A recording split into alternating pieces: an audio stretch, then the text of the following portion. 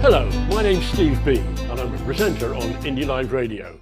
I present Music and Musings every Friday night at 7. The music, that's 70s classic rock, although we will take the occasional side road. The musings, well, they're thoughts on Scottish independence, politics and world events from my viewpoint, which is that of a grumpy old man. So join me every Friday night at 7 on Indie Live Radio, a new voice for a new Scotland. Hi, I'm Fiona from Clackmann and Show Women for Independence. Did you know we have a podcast on Indie Live Radio? Goes out at 10 o'clock on a Tuesday morning, repeated at 6 o'clock on a Thursday. Come and join us for some news, views, opinions, the odd poem. Be very nice to have you with us. And come and hear the news you're not getting. Here's some new voices for a new Scotland at Indie Live Radio. Hi, James E here from the Saturday show on IndieLive.radio. We play a wide selection and wide genre of music for your entertainment. We're on Saturday mornings from 10 till 1 p.m. Remember, join us on IndieLive.radio, a new voice for a new Scotland. Hi, this is Marley and I'm here to tell you a bit about Daytime Live show, which goes out Mondays, Wednesdays and Fridays on Indie Live Radio at 11:30 for a couple of hours. So I present the programme along with Val, and we're there with a variety of guests to chat to each day. Now, at the moment, Wednesday's show is a catch-up edition. It's not live. What we do is we rebroadcast some of the more recent interviews. So we hope we enjoy all of those. Be there at 11:30 on Indie Live Radio. For the news you don't hear elsewhere, a new voice for a new Scotland.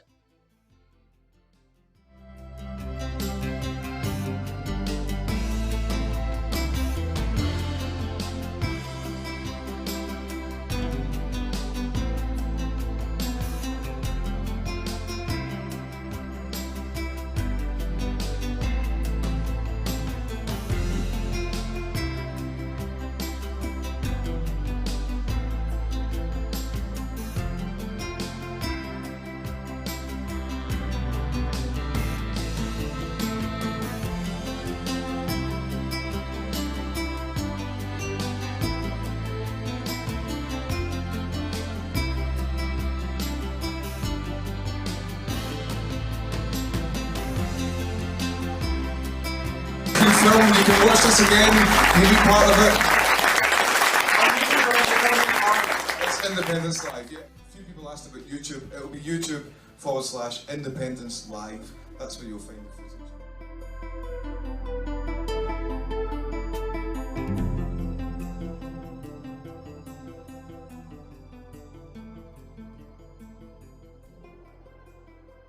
No Westminster. No Westminster, come on. No Westminster, not for me, not for me. But before I'll be your slave, I'll be buried in my grave and go home to my Lord and be free. Oh, freedom, come on. Oh, freedom. Oh, freedom, one more. Oh, freedom over me. But before I be your slave, I'll be buried in my grave and go home to my Lord and be free.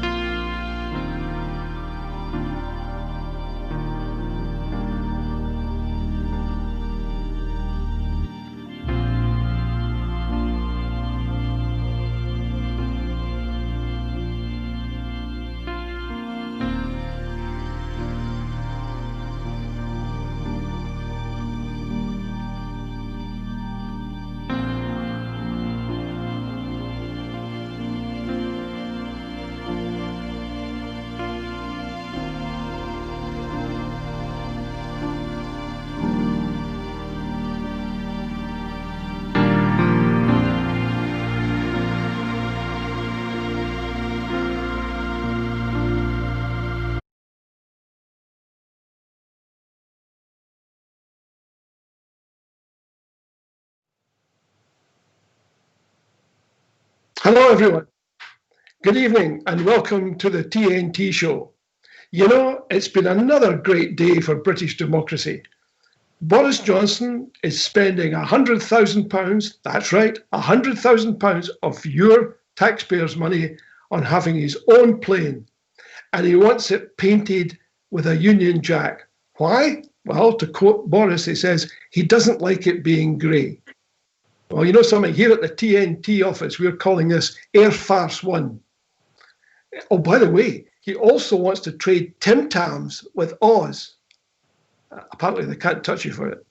Don't ask me what a Tim Tam is, and I have no idea why he wants to trade them with Oz. But that apparently is foremost in his mind. This is a guy who, you may recall, had great difficulty finding some money for children's meals during the school term. But he's managed to find 100k to paint a plane.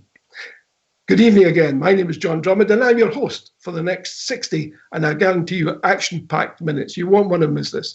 Thank you very much for joining us this evening, whether you're on Indie Live Radio or you're watching us on the screen right now. We have yet another great guest tonight, and I'm really excited that she is able to join us. Stay with us for her amazing story and hear all about the brand new Independence Party. But first, just a few words about TNT. TNT stands for The Nation Talks. So in many respects, this is your show. We take questions ahead of time, and I've got a bunch of questions to ask Colette, but we are also live, as you can see. So please send us your questions. The details are on the screen. You can also write to me by email at john@cleash.com. Oh, and by the way, I have again challenged the BBC to come on this show and explain why Scots should trust their coverage. Now, to date, there hasn't been much of a response. In fact, there's been zero response. I guess they're still cowering in Pacific Key. But the offer remains on the table. Now, to our guest, Colette Walker. Colette is registered blind with a progressive genetic condition. Despite this disability, or maybe because of it, she has been an energetic supporter of social causes and is now leader of the new Independence for Scotland party. You can get details about the party at isp.scot. How are you, Colette? How are you coping with the pandemic? Good evening, John. Yeah, it's very strange, isn't it? I'm unfortunately a shielder due to the many corneal transplants that I've had over the years. So my immune system isn't the best due to the medication I've got for that. So I'm a shielder. So I'm looking forward to what Nicola Sturgeon has to say tomorrow to give me a wee bit more freedom, hopefully. But again, we have to be cautious. You know, it's slow and steady. I would prefer to do slow and steady and stay safe. But it's hard. You know, you've got your good days and you have your bad days. But you just, we're all in the same boat, aren't we, John? You know, we're all going through something at different times of this. So we're all in it together. Yeah, this is true. You mentioned corneal transplants. How many have you had? I started getting my first corneal transplant when I was 19. And over the years, I've probably had between both eyes, maybe about 20 to 30. My word! Is it painful? No. Well, No? not for me. Not for me. It used to, it was to start with. But I think after so many surgeries and medications that I've got to take, I'm kind of immune to it now. Yeah. But I think, again, medical science has made it better, because the first time that I got a corneal transplant, you had a patch over your eye for about 7 weeks and you weren't allowed to do anything. Yeah. Whereas now you get your operation and the patch gets taken off the next day and your eyes starting to open. And you're allowed to get on with things, but watch what you're doing. So medical science has came a long way to do with eye operations. So again, the procedures are a lot different. It's a bit like the dentist, you know, Getting injections were very painful years ago, but they use such fine needles now that it's slightly better. So it's an improvement. But I think it's because I had just so many that I'm immune to it now. Well, I'm such a dreadful coward. I put off going to the dentist as long as I possibly can. And then I get told off, as you might imagine, quite rightly. Mm-hmm. You know what? Where were you last? Well, I was getting round to it.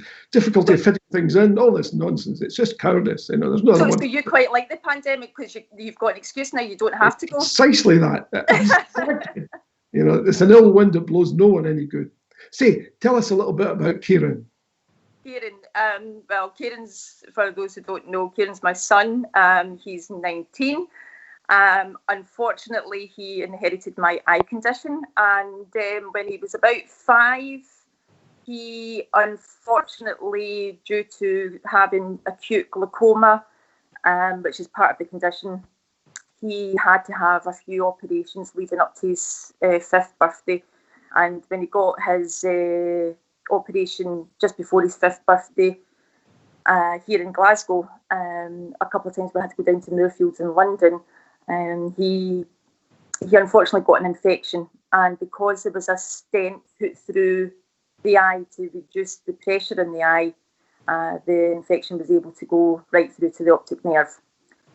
At the time when it was York Hill Hospital, they tried everything to reduce the infection, but unfortunately, just with the severity of the infection, the Professor Dutton at the time, who was working there, very well-known eye surgeon, he hadn't seen such an infection as bad in 20 years of his medical career. So they tried everything, but they couldn't save the eye. So he lost his right eye when he was 5, and due to all the amount of steroids and antibiotics, it actually started to fight the left eye. Right. He's still got his left eye, but he's got no vision in that eye whatsoever. It's there's nothing they can do for the left eye, unfortunately. So he is totally blind. He has been at the Royal School for the Blind in Edinburgh for the past 10 years, and is there at the present moment. And unfortunately, due to lockdown, as he's a residential student, he is locked down in Edinburgh, and I'm here in Glasgow. So I've not seen him for about 16 weeks. 16 weeks? Yeah. Four months. My word. And how old is he now? He's 19 now, yeah. He started in 2010, and he's a full-time residential student there. He absolutely loves it, and I know that he's happy, he's healthy, he's safe. Good. But now is he towering over you now? Yeah, probably. Yeah. Yeah, probably. Well, my son was born at 29 weeks, so he was 11 weeks prem, and he weighed 2 pounds. Oh my! And now, and again, it's funny actually, because when we left the hospital, we got told he probably wouldn't grow very tall, but now he's probably around about 5'10" now. So, oh my word! Yeah. Okay. Well, we're getting questions coming in already, but I just want to take a little bit of time, if you wouldn't mind, just to.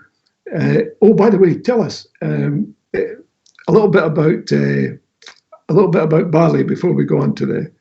Barley. Yeah, Barley. Barley is my first and new guide dog, and I brought her home 13 and a half weeks ago. I brought her home on the Friday. The Saturday, I got told my son was going on lockdown through in Edinburgh, and then the following week we were in lockdown. So, it's been quite a strange time. I've got a guide dog, but I've got nowhere really to go with her. So, I take her out for the occasional wee walk that I'm allowed to do locally, but other than that, they're in the house. So, yeah. We've got to know each other very well. It's given us time to get to know each other very well, let's put it that way. But I think she's getting very routine orientated just now, so she's going to get a culture shock when we start being able to go out into society later on. So tell us a bit about your career, as it were, you know, how you got involved in work at the Scottish Parliament, how all that kicked off for you. Okay, I've always been interested in Scottish politics, and obviously the 2014 referendum was a huge thing, but I wasn't part of any political party. I just, looked things up and, discussed things with family and friends, etc.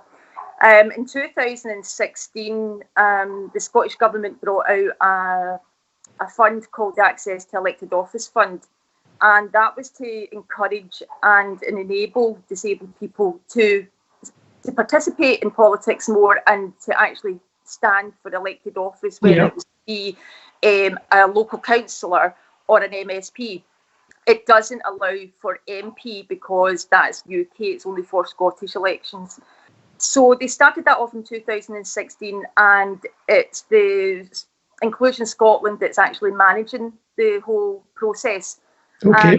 I've been a member of Inclusion Scotland for a couple of years previous to this, so I had a few meetings with them, but again, I was still, very doubtful. I can't do that. That's way beyond me. But because they knew that I'd done stuff to do with disability policy and activism and advocacy and accessibility issues, they thought that, I really should go ahead and put my name forward for it. So I thought about it. It was leading up to the local council elections in 2017, but I wasn't quite ready. But I decided to join a political party, started going to branch meetings, went out and campaigned for local councillors in my area. And then with that, I started joining quite a few cross-party groups within the Scottish Parliament, anything from cross-party for carers right through to cross-party for food and health, education and colleges. So there's a variety of ones that I've been attending for the past few years. With starting the Access to Elected Office Fund, I got to know of an organisation called the Parliament Project, and that is set up to, again, encourage and motivate women to get into politics. So between having the support of Inclusion Scotland and Access to Elected Office Fund being a disabled person, but then having the support of the Parliament Project that's encouraging women to stand for politics, then it really helped, keep me motivated, and then to think, I can actually do this, I can actually do this. And I think it's actually important that a lot of women, but again, disabled people, see that somebody that they feel that represents them or they can relate to, or that they could even do it themselves. Yeah. So I think it's actually really important that you kind of push yourself out your comfort zone a wee bit, because politics it's not an easy area to get into, no matter what. But when you've got a disability, it's even harder. It's been a good experience. It's been challenging. Yeah. But and now you've got this additional challenge in that you're the leader of a new political party. How did that all come about? I know, how did all that happen? I know, I wouldn't, just a bit like the pandemic. If you said to me a year ago that I would be the leader of a political party, I wouldn't have believed you. Just like we would have thought they would never be going through a pandemic. It's like a horror movie that we're going through at the present moment. We've been talking about a regional list party for quite a while through friends and associates that I have, and then we just decided that why we just keep talking about it? Why don't we just do it? Why we just keep phoning and having meetings? And we said, right, let's just do it. We need to do it now because we need to get set up, and it takes time. It takes a long time to, it doesn't happen overnight. So we did. And we put a lot of work into it, and we got approved by the Electoral Commission on the 7th of May, and we launched our website on Monday there on the 15th of June. Well done. Well done. That's a major achievement. How easy or difficult was it to work with the Electoral Commission? The Electoral Commission, it's a tough process to go through, and it has to be.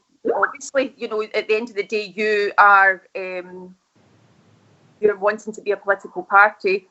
They're very strict, but actually, to actually work with them, you can ask them anything, and they're very, very forthcoming. So they're very accommodating to if you have any questions or any queries. So it's not an easy process, but they are, you know, good to work with. Yeah. Excellent. We've had a question from Rosemary Frizzell. Sorry, Rosemary, if I mispronounced your second name. She's asking, so what's so different about ISP? Well, ISP is a regional list party only. We're only standing in the list section because in the Scottish elections you have 2 votes, one for the constituency and one for your regional list. So you have one constituency MSP, and then you have another 7 regional list MSPs that you can, that you can choose from. So we are only standing in the list, and the reason that we are doing this is to enable as many independent voting MSPs to be elected into the next Scottish Parliament in 2021. Because you will find with the Deont system, the way it is, and it's the way it's set up, that the majority of the seats are Tory, Labour and Lib Dems. They take up the majority of those seats.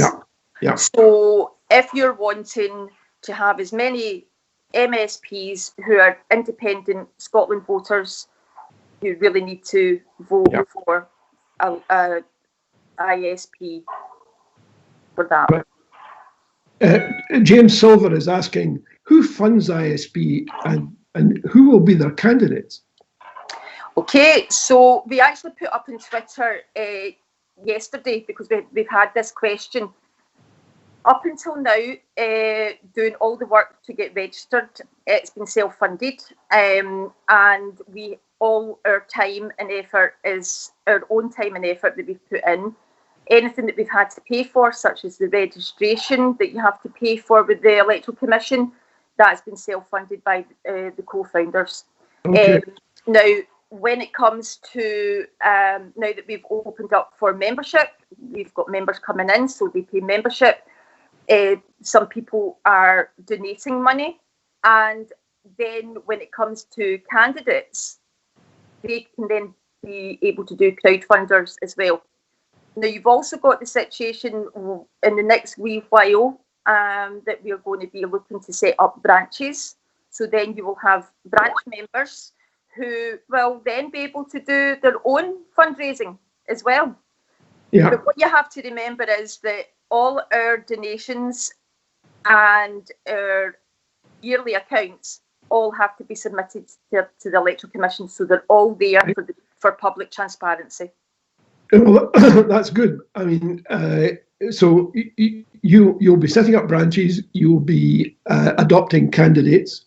Yes. And do you plan to stand at all 8 regions?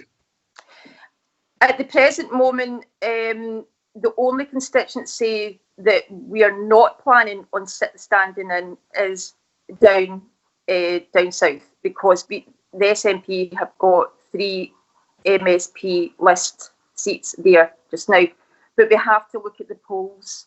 We don't want to lose 3 MSP independent supporters, MSP supporters that for independence if we stand.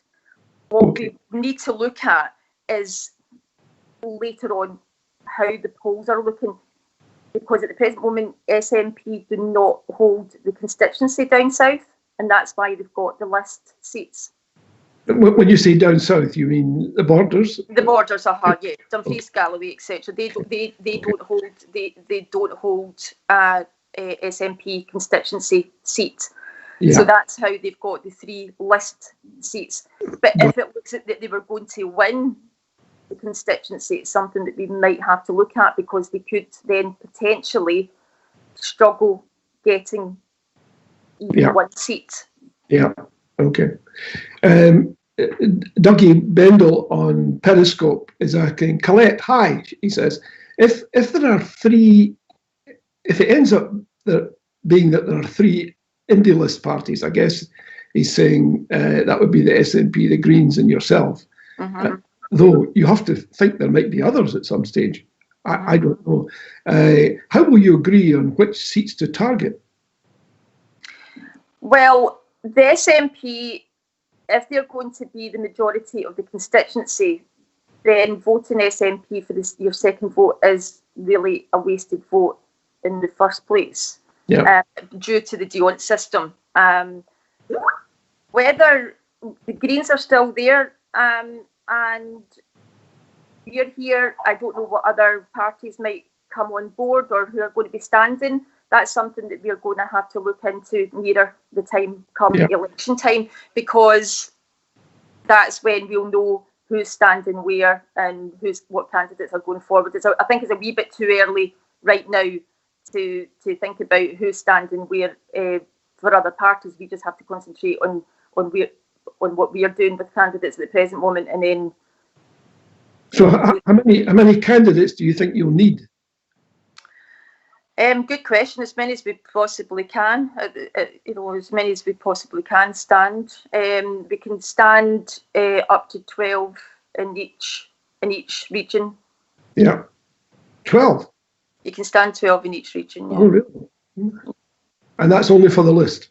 And that's only for the list. Yeah, we're not standing in constituency. Yeah. We're not standing in constituency. So your plan is to give SNP a completely free run at the constituency seats, and to only contest a number of list seats, possibly all of them, but possibly all of them. But we, as I said, we really have to consider how the polls are looking nearer election time nearer time for putting candidates forward. How the polls are looking for the south of Scotland. Yeah. Well, oh, you mean that one? Oh, yeah. Because otherwise, it's every region other than that just now. Yeah, absolutely. Yeah, I think that makes sense, because otherwise you'll be accused of being opportunistic, i.e., everyone else is standing and you'll be saying, well, we're going to wait and see what happens a little bit before we answer. No, we're definitely standing candidates in every region other than south at the present moment. But that is all to it's a long time it's a long time in politics, but we'll see how the polls are later on in the year. Okay. Ricky Milligan on Facebook, he says, hi guys, are membership fees a one-off, or will they be repeated? I guess he means perhaps annually or quarterly or whenever, periodically. Okay, so there's three options that we have. We have a waged, an unwaged, and a monthly option that you can have, and you can opt out at any time. Okay. They will be. You can put it to renew automatically, or you can opt out. Okay. Mandy Garden on Facebook is saying, would you be working with an alliance for independence to get grassroots movement on board? And Ross McStay on Facebook, it says, why not encourage campaign for list votes for the Greens, or form a pro-India alliance as a more viable and powerful third option? Right, so I still at the present moment, I don't know what's happening regarding alliance or anything else. And as far as the Greens are concerned and the ISP, we're two individual parties. So just like the SNP aren't going to promote any other party, then we have to campaign and look for our own party. That's what we're here for. It's up to the individual. We live in a democratic country, so if you look and see that the policies of ISP are more to your liking, then come and vote ISP. But we live in a democratic country, and again, this is partly why we set up as well, because you really only had the two SNP or Greens to vote for if you were an independent voting person. So I think it's only right that you give people an option. Well, absolutely, but I could see how the Greens might feel a little bit threatened because, unless I'm very much mistaken, they do very much depend, if not totally depend, on list votes for a Holyrood presence. Is that the case? Yeah, well, they've got 6 seats at the present moment. The SNP have got 4. But I can't. But these are all list votes. I can't talk for the Greens. I don't know how I understand they feel about it. So yeah. I have to concentrate on my party. We are settled. We are just new, and we are doing a lot of hard work getting ourselves promoted. And I think really it's up to the Greens to promote themselves. I can't speak for the Greens. I'm sorry. Yeah, well, I mean, it's a question that's bound to crop up. I suspect the media and others will probably want to pursue it as well, because you've not only got the Greens, you've got SSP, and you've got Solidarity, and you would all be vying for the same meal, as it were. That's part of an election and an election campaign.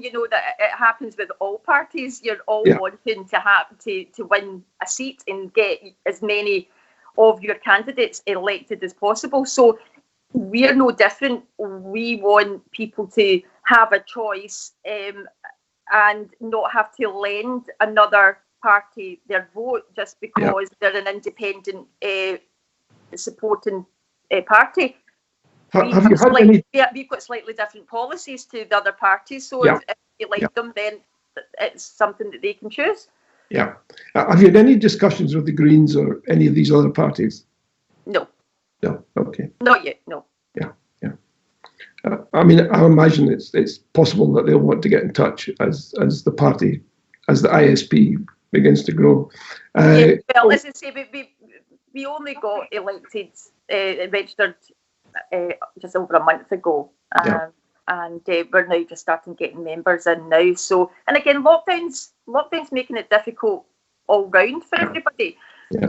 Things aren't happening as quickly as what they would normally do. As I know with the website, I know people were wanting the website up, but it's actually really quite difficult when you can't sit in a room with somebody and go over things on the website. You're just doing it remotely. It's quite difficult. I find it difficult even when I am sitting in a room with the tech folks. We're looking at the website and they're saying, no, you can't do that. And I'm saying, yeah, but it's WordPress. You told me it could do everything. Yeah, it does do everything, but not what you want to do. Exactly. It's a field. It's a minefield. Yeah. Anyway, but I had a quick look at your website. Yep. And I was struck by the fact that all the office bearers are women. Mm-hmm. Is that by design or is that accidental? No, it's not by design. But I laugh when people say that it's all women. Why shouldn't it be all women? There are men involved within the party. It's just that the co-founders at that time were women. But there are men involved. But I think it's actually a very positive thing. I think it's a good thing that women have have dedicated their time and their energy to coming in to set up a party and putting themselves forward, because it's not an easy thing to do. We know that even a lot of elected MSPs and MPs are struggling with being a woman in politics at the present moment due to bullying and harassment. A lot of women are decided not to stand again next year. Yeah.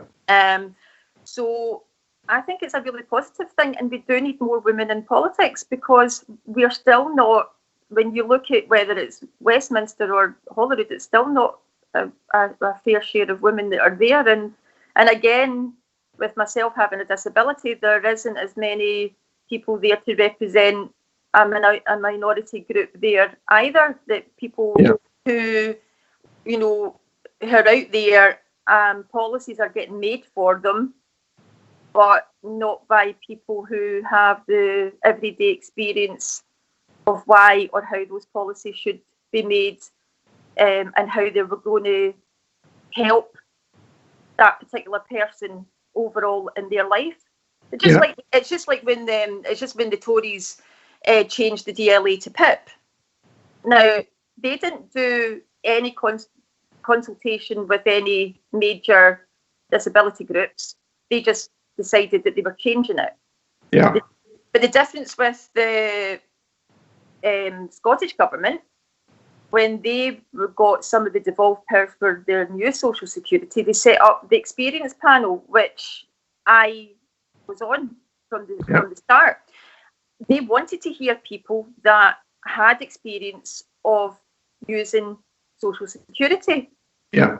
And they spent a lot of time, a lot of money, a lot of effort to make sure that they listened and took on board what the people who live every day with either a disability or were an unpaid carer and had to live on benefits, for them then to take that on board and hopefully make our new social security system a lot more dignified.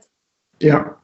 Yeah. There's a big contrast there, but I think it's vital that you have diversity within the Scottish Parliament when policies are made, so people feel represented and they feel that they can relate to the MSP that's working on their behalf. Yeah, I mean that makes a lot of sense. Now, in terms of targets, I mean, the opinion polls are suggesting that the SNP is going to at least maintain its position, and will probably have, despite the DeHont system, a majority in the Scottish Parliament. What's your target? What's our target? We have to be realistic. So at the present moment, it's saying that the SNP are probably going to gain about 69, 70 seats out of the 73 constituency seats. So if that is the case, then there is a good chance then they are going to struggle to get the 4 list seats. So we are really going to be looking at hopefully getting between 10, roughly about 10. I would like about 10. That's my aim for our first term. 10 would be really, really good if we got 10 MSPs. So to be clear, because not everyone knows or fully understands the intricacies and complexities of the DeHont system. So let's not assume that they do, and let's not assume that I do. Okay. Point. So if we're looking at, as I understand it, based on what you've just said, that the better the SNP does in terms of the constituency vote, the less well it does with the list seats. Yes. And how many list seats does it need to have a majority? Well, the list, it doesn't go by, it's the overall the seats that they get. So yes. Just now, so you've got the 73 constituency seats and you've got 56 list seats. Yes. So... Well, that rather suggests that the SNP get all of the constituency seats. They've got a majority. They'll have a majority. They'll have a majority government if they get the 70. Yeah. But you don't. That's good that you've got a majority government in the first place, because then they're not having to they wouldn't have to necessarily rely on other parties to, for them it would be very good. Yeah. But for independents, to get independence passed and through, then you need more MSPs that are independent voting MSPs there.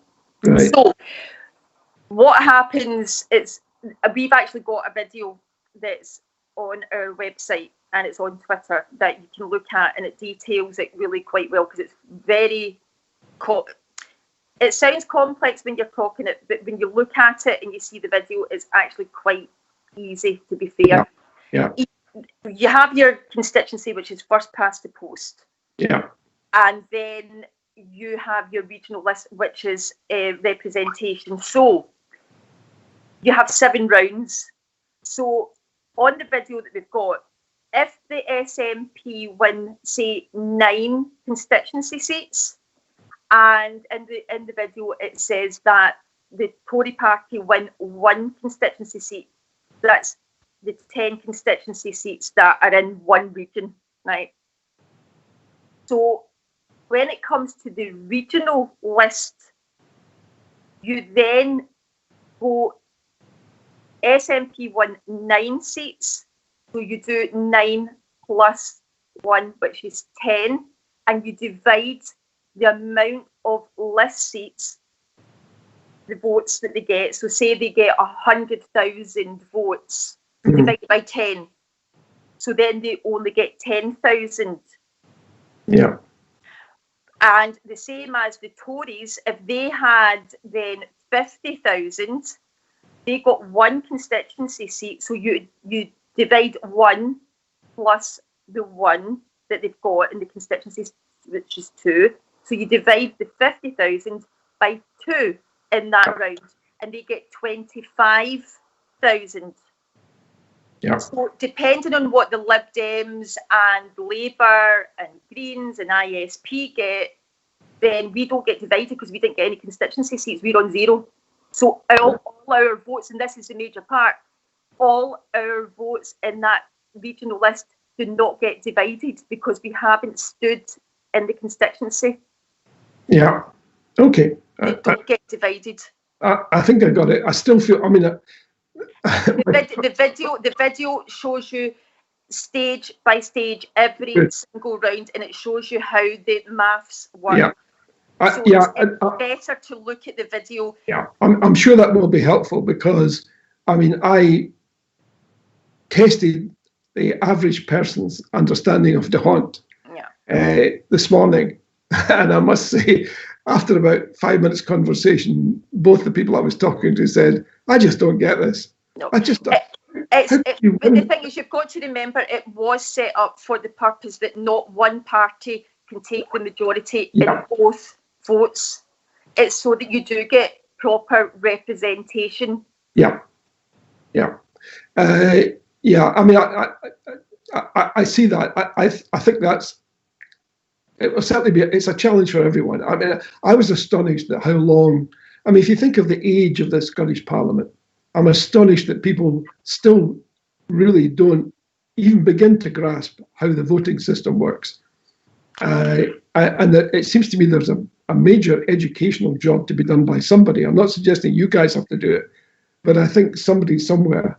It is our job though, because we are relying on people to actually know how to vote practically in the proper way, because in 2016 the SNP got just under 1 million votes and they got 4 list seats. Yeah. It doesn't work, and that's why it doesn't, because it's purposely set up that way. Yeah. So that it doesn't happen. So that's why you use your vote wisely. Yeah. Okay. Thanks for that. We've still got loads and loads of questions coming in, and I haven't even begun to ask you the questions that we got ahead of time, but I'll get round to those. Please, folks, if you're listening and watching, we will get round to them. It's just that we've had so many people come in live, and we've tried to take some of those. A question from Peter Steele on Facebook. He said, would ISP be open to be more bold in pursuit of independence? Well, I don't know what the bold means. You have to go through a process. We have a policy up on our website, so you can go and have a look and see what our policy says. But when the new Parliament starts in 2021, then we really then need to look at the situation that we are in. You had your guest last week, Martin, who talked about the court case that he's going through at the present moment. So again, we need to have a look at that. I think maybe what's behind the question, Colette, is, and I hope I'm not putting words in Peter's mouth here, and if I am, I do apologise. He's maybe I haven't looked closely enough at your policy, but are you saying that, like the SNP, you are comfortable to wait until Section 30 is provided by Boris Johnson? Or are you thinking about some form of I think we know that. I think we know that he's not going to give us a Section 30 order. And again, with what Martin was saying last week, the people of Scotland are sovereign. We do have the right to have a referendum. So really what we are going to be looking at is at the earliest possible time is to get a bill put through that we have a referendum with the question, should Scotland be an independent country? So you would want to do that regardless of a Section 30? Well, again, with what Martin was saying, we are sovereign. He's going through the court case. Hopefully, we'll have more clarity where we stand legally. And again, as he said, we need to be seen to be going down every democratic route to get global approval, really. Yeah. You don't want to just jump ahead. We need people to see that we have went down the right path, and that we are being totally democratic, we're being totally open. But I think with us being a sovereign nation, we do have the right to say, let people have their say, and do you want Scotland, or do you think Scotland should be an independent Scotland? We have the right to do that. But it will be very interesting to see later on in the year how Martin's case is coming on. That will be very interesting, and I think that will have a lot of influence on what happens in the next term of Parliament. Yeah, I would agree with that. Not just because he was such a fantastic guest, but his views were I thought very convincing, and they stacked up with the best constitutional theory. Absolutely, absolutely, and I think that would give an awful lot more clarity, not only the political parties that are wanting independence, but also the whole Yes movement and society on a whole, because then they can see that everything's been done in the right order, and we haven't done any shortcuts. We've done it the proper way, and I think it's the only way that really we should go down, to be fair. That would certainly make a lot of sense. A couple of questions that have come in more recently. One is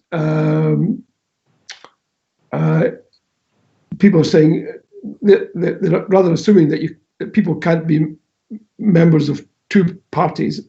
So the question that was why did Colette resign from the SNP?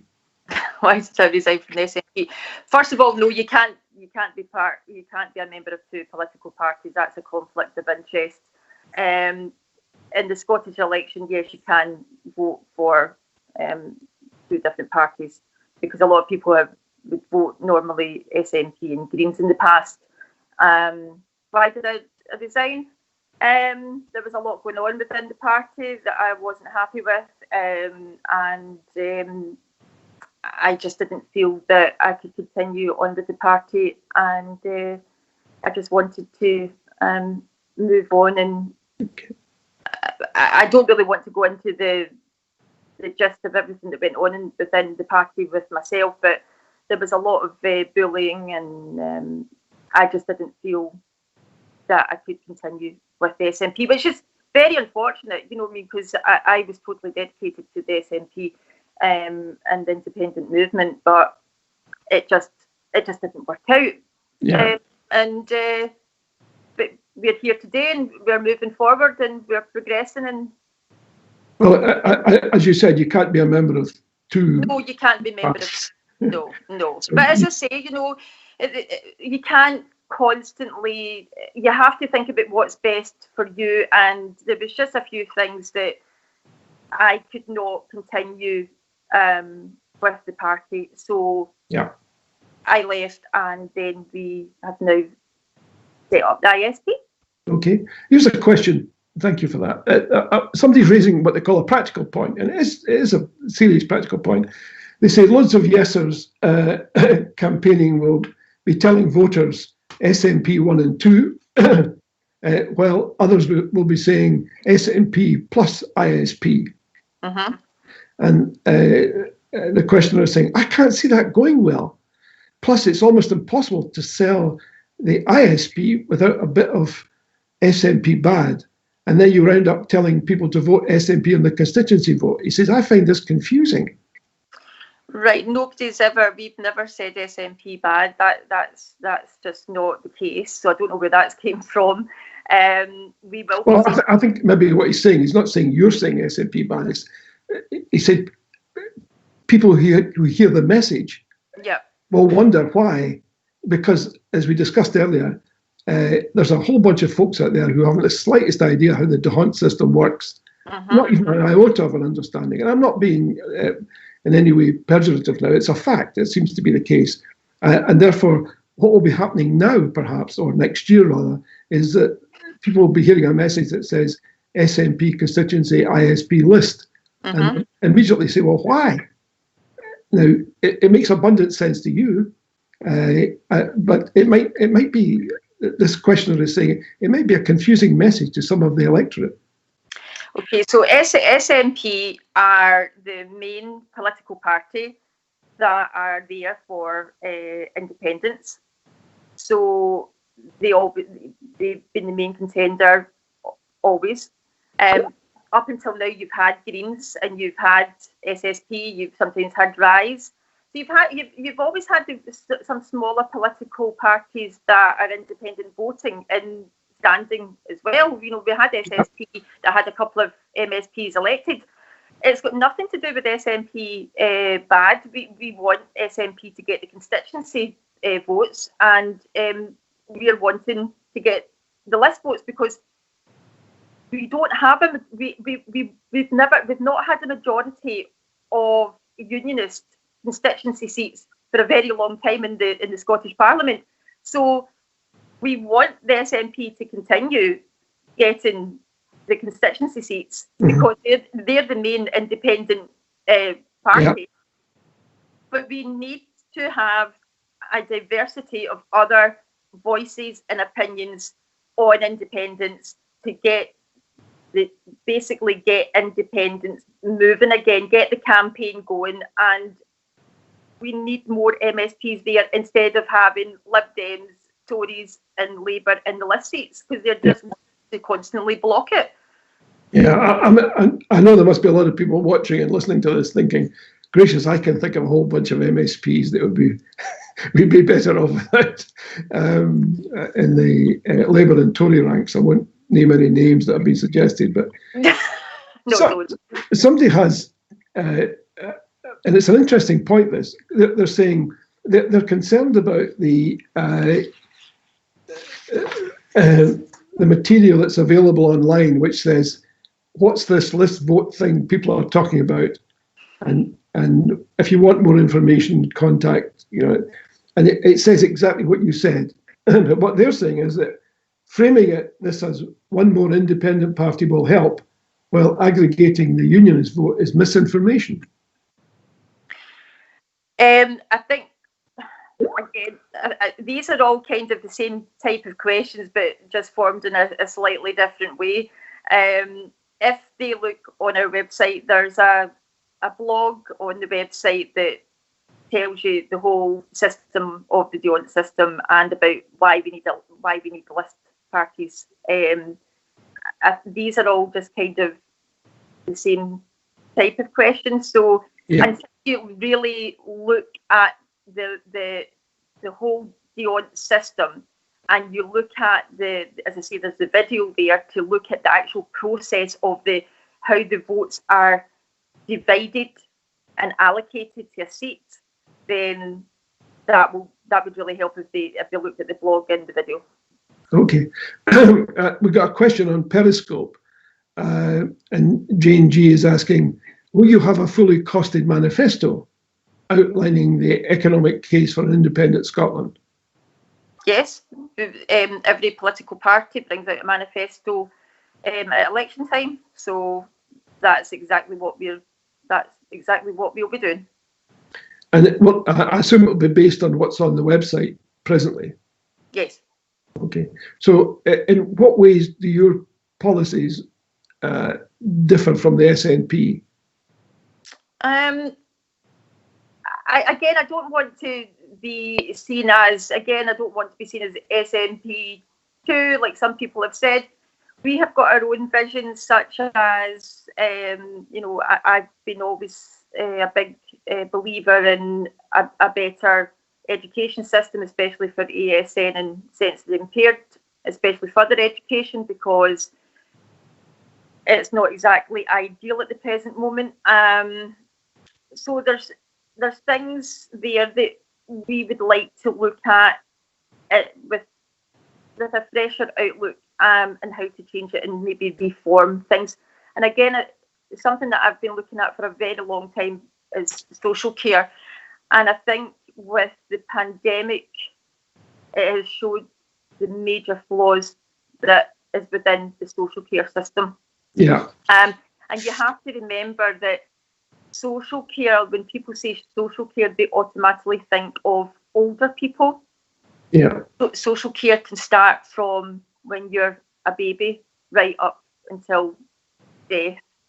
So it's a vast policy that has to be looked at, but there's so many people that are involved in social care, whether it's the person themselves or their family and friends and their unpaid carers, right through to care homes at the very end, and then there's all the staff. And again, it's something that we really have to look at, is giving paid carers, because they are professional people. It's a hard job, it's not an easy job, but they don't get paid well enough. People in care homes, people that come into people's houses to do in-house care, they're there to do a very, very professional job. It's a specific job, and it's something that, especially now that we have got an older generation, people are living longer. Our population of disabled people is between 20 and 25%.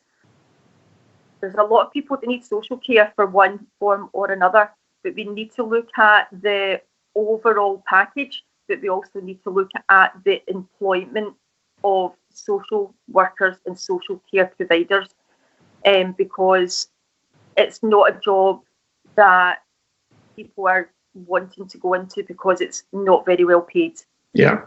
Yeah. You know, so that's a huge, big policy that I'm passionate about, as well as education. Yeah. So we have there's things there that we are just going to be looking at from our own personal lives, and what we feel that could be better enhanced or reformed. Yeah. Cool. Well, we've had thanks for that. Charles Marshall on Facebook has said, as a member of the SNP, I would say it's the best thing to happen for Scotland at this time. And he says he hopes it's going to work out. So you've got. I'm glad to hear that. I'm really glad to hear that. That's good. That's good. But it raises an obvious point. Have you had any discussions with the SNP? No, not yet. No. Would you welcome any discussions? We're willing to talk to anybody, but again, we're only a month old, so it's very early days. Again, it just depends on what the strategy of the SNP is going to be, if they're just going to then continue saying to their members, vote SNP 1 and 2. It really just depends. But yeah, I'm happy to talk to any political party about the upcoming election. That's what we're here for. We're totally transparent in what we're wanting to do. We're here for a major purpose, and to hopefully get Scotland independent. But we also have ideas on our own policies that we want to hopefully get past Parliament as well. Cool. There's been a raft of questions coming in, and a lot of them are focused about the relationship with the SNP, as you might well imagine, because people are interested in that, because I guess partly because they don't maybe the DeHunt system still hasn't been fully understood. And I suspect people can't make up their minds whether they ought to be cheering you from the sidelines or hissing and booing. And I think there's a bit of that going on, I expect. And mind you, as you say, you've only been up and running since the 9th of May, and the website's only been up, this week? Is that right? It went up on Monday, What's been your sense of the initial reaction now that it's all gone public? It's actually been very positive, to be fair. Actually, very positive. We've actually got quite a lot of new members already. It's and people wanting to volunteer for the party. We've got quite a lot of people that have signed themselves up to volunteer, which is great. I'm hoping to get an email out to them at the beginning of next week once things settle down a wee bit, because it's been absolutely mad this week in a very, very good way. So they'll be getting an email at the beginning of next week and looking to see in what areas they wish to help us. So that's really encouraging that there's people wanting to come on board and campaign or do PR for us or whatever their speciality is. We'll find that out next week when they get back in contact with me. But no, it's been very, very positive. Obviously, you've still got this. You will always get that, no matter what. You'll get people doubting it or whatever. But we are fully registered. We are here to do a job, and that's what we plan to do. So the initial reaction has been positive? Very positive, yeah. Very positive.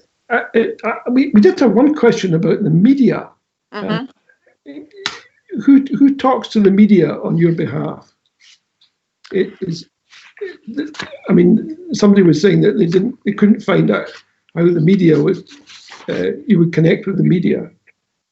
Okay, so we've done there's been a few articles in a couple of newspapers over the past month, and some of them are on our website for people to see. Yeah. I speak to a few journalists, and then we've got a couple of people that are part of the team that are doing the PR side of things as well. So it's just a combination of who can do what and when, really. It's teamwork. Okay. So what are your next steps? I mean, you've had a frenetic beginning.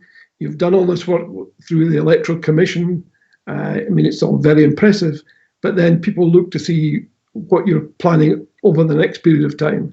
So what are your next steps? Okay, so now that we've got members coming in, we will be, as I said, we will be looking to bring on board some more volunteers to help us with the workload. Then looking to set up branches so that our members can then join a branch and get to know each other, and then they can work in their own regions with their own stuff.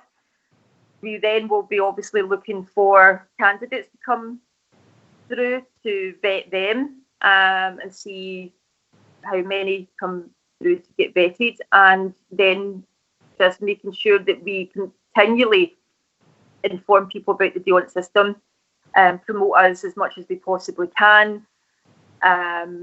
Just now it's a wee bit more difficult because of lockdown, so we're really relying on social media and people to spread the word via social media, because we can't go out chapping on doors at the present moment. So, and I don't know when we're going to be. That would not be a good idea.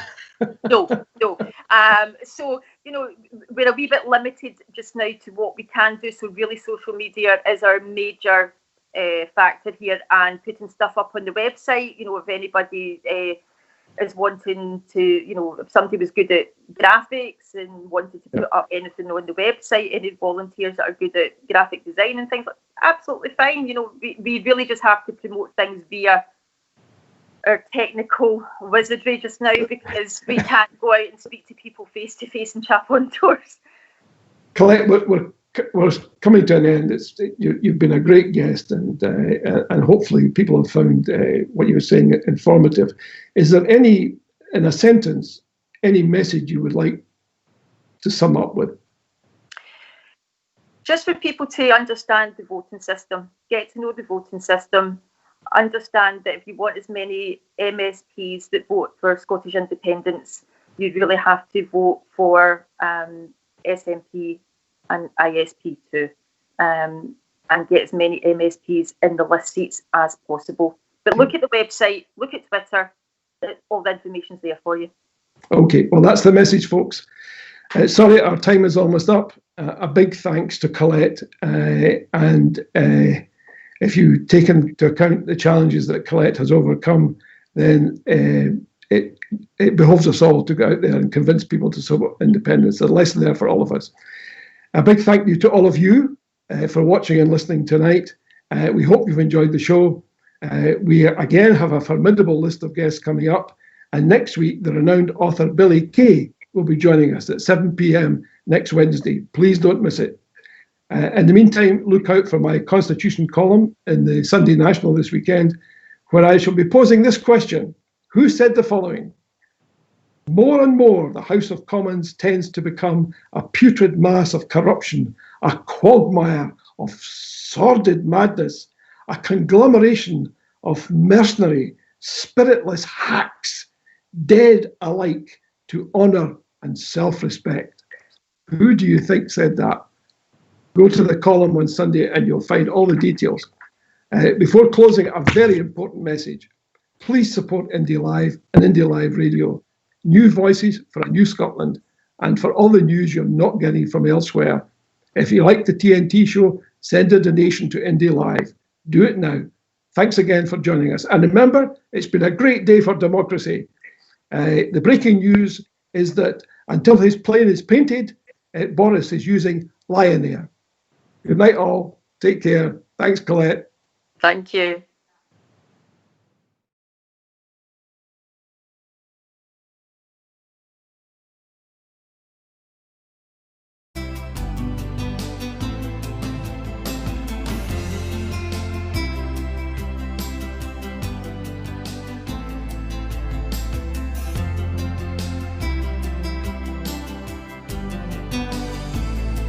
Hello, my name's Steve B, and I'm a presenter on Indie Live Radio.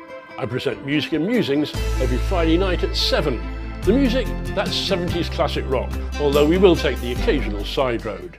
The musings, well, they're thoughts on Scottish independence, politics and world events from my viewpoint, which is that of a grumpy old man.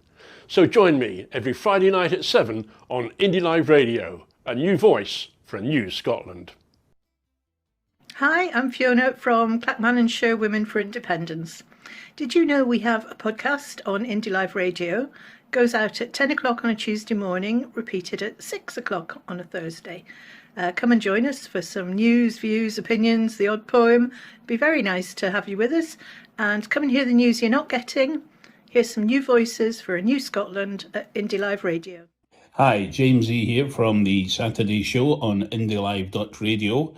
We play a wide selection and wide genre of music for your entertainment. We're on Saturday mornings from 10 till 1 p.m. Remember, join us on indielive.radio, a new voice for a new Scotland. Hi, this is Marlene. I'm here to tell you a bit about Daytime Live show, which goes out Mondays, Wednesdays and Fridays on Indie Live Radio at 11:30 for a couple of hours. So I present the programme along with Val, and we're there with a variety of guests to chat to each day.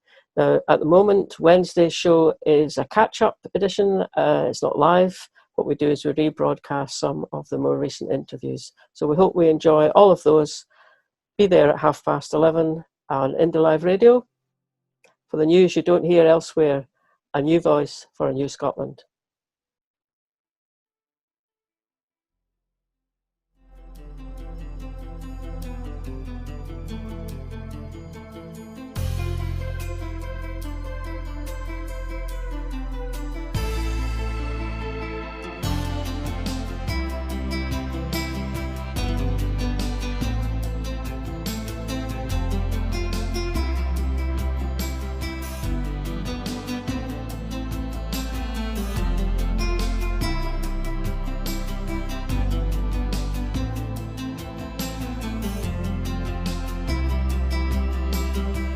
Film, you can watch this again, you can be part of it.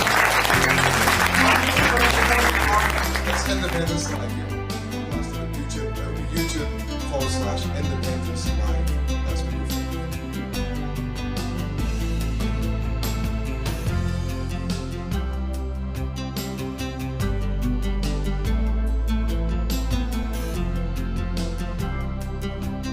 No Westminster.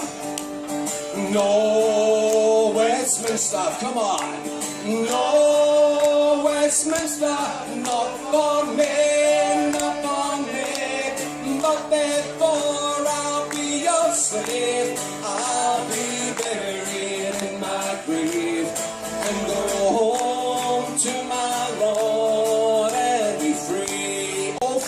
Come on. Oh, freedom. Oh, freedom. One more. Oh, freedom over me.